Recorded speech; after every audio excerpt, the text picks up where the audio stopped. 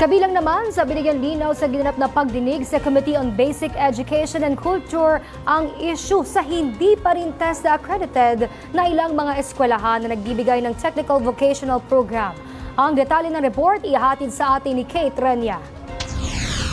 Sa ika-63 meeting ng Committee on Basic Education and Culture, tinalakay ng mga mambabatas ang ilang mga usapin na may kaugnayan sa Department of Education o DepEd at Commission on Higher Education o CHED. Kabilang narito ang patungkol sa Tech Pro electives sa senior high school. Karamihan kasi sa mga eskwelahan ay hindi pa rin TESDA accredited hanggang ngayon.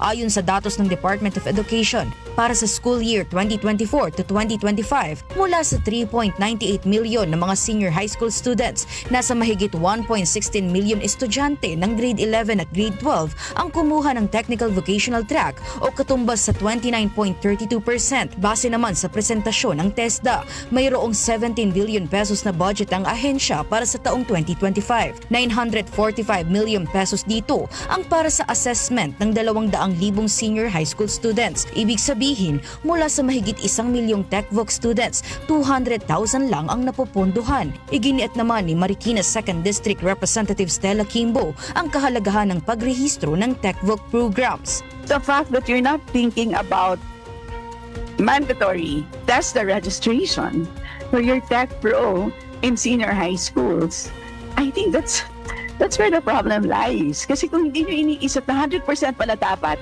ay TESDA registered, hindi nyo rin iniisip na lahat sila ay kailangan punduhan. Nabanggit din sa pagdinig ang importansya ng National Certificate Level 3 para maging job ready dahil karamihan ay mayroon lamang National Certificate Level 2 kaya nangangailangan pa rin ng patnubay pagdating sa usaping pagkuha ng kalidad na trabaho. The only way for them to be job ready is for you to equip the schools. That's the first step. And number 2 is for us to provide the funding. Absent those two things, pasensya na po, hindi po sila magiging job ready. Ayon naman kay Representative Roman Romulo, chairperson ng komite, nararapat na kalidad na edukasyon ang ibigay ng Department of Education at hindi lang basta access sa edukasyon. Yung pinaka-basehan na batas natin is the Constitution.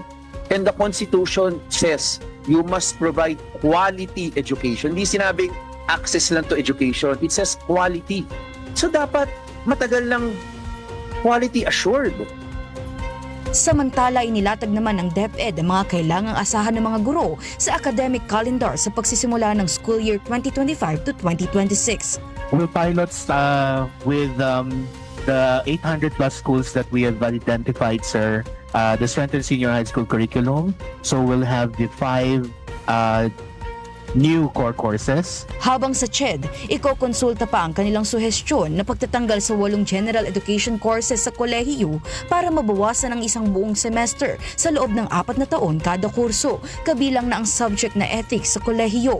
Inirekomenda naman ang namumuno ng komite na pag-aralan muna bago tanggalin ang ethics dahil ito ay general education courses. Para sa totoong balita sa Bagong Pilipinas, Kate Renya, Congress News.